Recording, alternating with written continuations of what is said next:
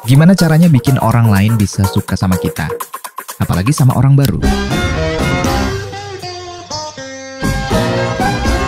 Kamu ngerasa kalau kamu itu susah bergaul? Kamu nganggap dirimu susah gitu buat akrab atau kenal sama orang baru? Padahal sebenarnya kamu tuh pengen gitu ya bisa jadi seseorang yang mudah bergaul. Ngelihat teman yang lain kok bisa ya mereka tuh gampang banget berteman sama orang baru. Cepet akrabnya gitu. Kalau kita kok kayak susah banget ya. Terus kamu mikir, ya udahlah. Emang kamu orangnya kayak gini. Susah deket sama orang baru.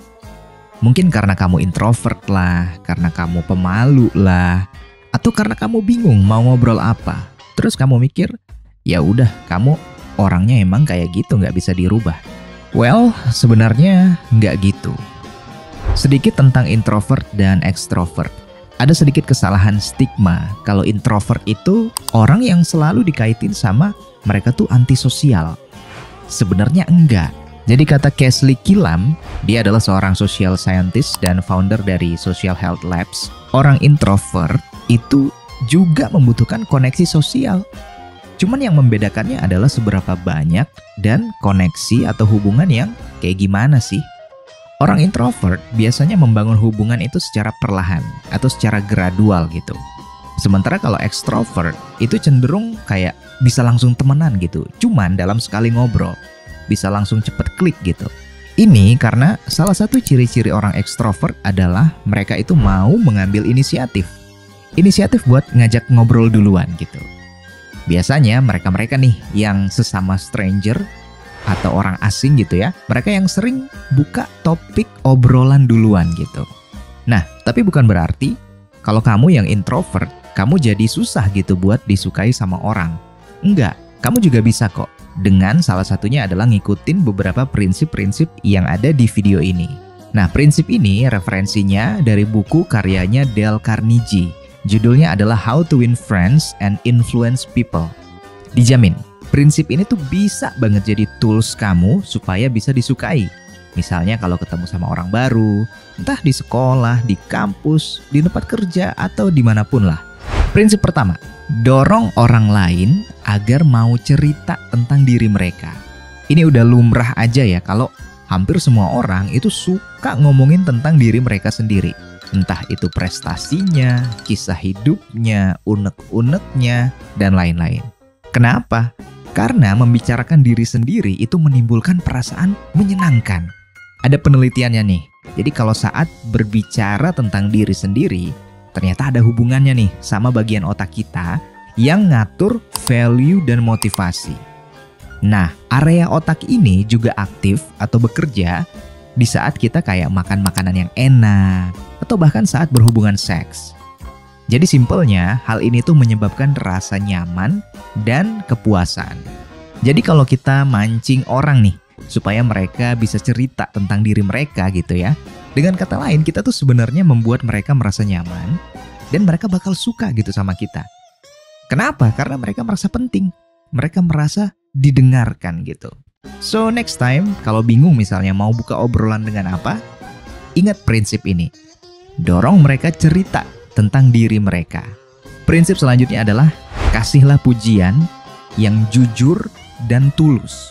Ada penelitian nih yang bilang kalau alasan pasangan itu ditinggalkan, salah satu penyebabnya adalah karena nggak adanya apresiasi yang diberikan sama pasangan mereka. Ya iya sih, kalau misalnya kita ngapa-ngapain nih, tapi nggak dikasih apresiasi apapun, ya pasti jadi bertanya-tanya kan, yang kita lakuin ini kurang, atau nggak penting, atau dia nggak suka nih. Apresiasi atas suatu hal itu sangat-sangat disukai oleh semua orang.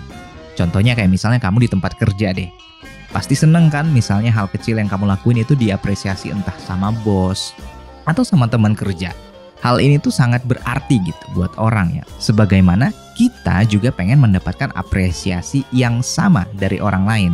Nah, apresiasi ini dikasih nggak perlu nunggu ada hal besar kayak achievement apa gitu ya. Sesimpel misalnya pujian kalau dia itu terlihat lebih seger, rapi, cantik, ganteng, atau bahkan wangi, atau bisa dalam bentuk apapun lah. Tapi ingat, pujiannya harus jujur dan tulus. Karena kalau dibuat-buat, takutnya bisa malah dikira ngasih pujian sarkas gitu. Nah kan udah beda tuh ya, kebalikannya gitu.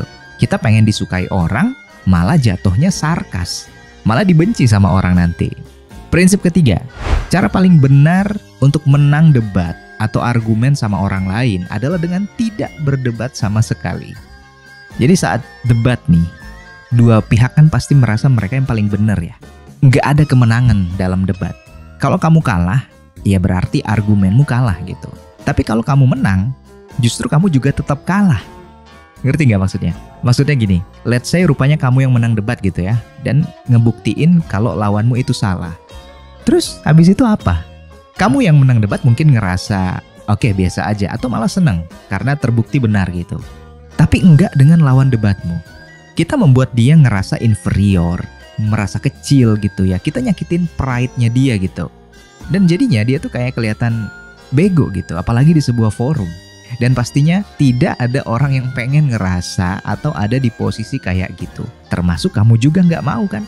Nah, karena hasilnya itu cuma jadi negative feeling aja gitu buat kedua belah pihak. Next time kalau kita udah ngerasa, wah udah mulai panas nih gitu, cooling down dan santai aja. Jadi objektif aja gitu dengan nyari sesuatu yang bisa menjadi solusi bersama daripada fokus buat menang debat. Prinsip keempat adalah cobalah untuk melihat dari sisi atau POV orang lain. Kadang kalau kita ngobrol, kita tuh tahu kalau orang ini tuh beneran salah. Cuman dia belum sadar aja gitu. Sabar, gak usah digas atau disalah-salahin.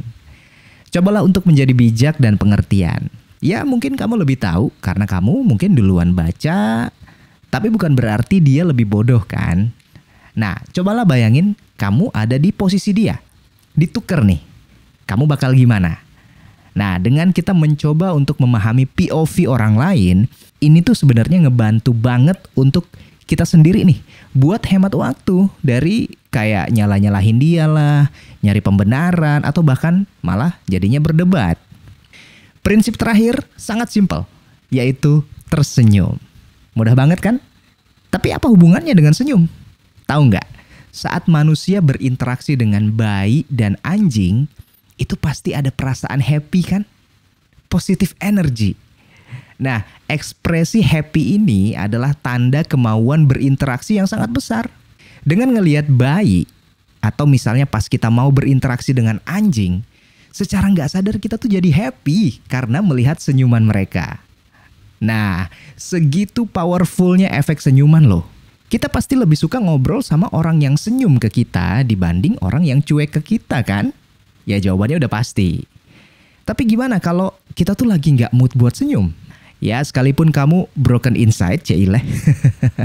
Maksudnya lagi nggak happy gitu ya. Paksa, tetap senyum. Karena kita pengen orang lain nyaman ketika berinteraksi dengan kita. Ingat, goalnya adalah bagaimana membuat orang lain itu suka sama kita. Oke, itulah 5 cara atau prinsip yang bisa kamu pakai supaya orang lain itu bisa suka sama kamu. Makin sering kita praktekin, semoga akan makin banyak mereka yang bakalan nginget kamu. Oke, sekian dulu. Semoga bermanfaat.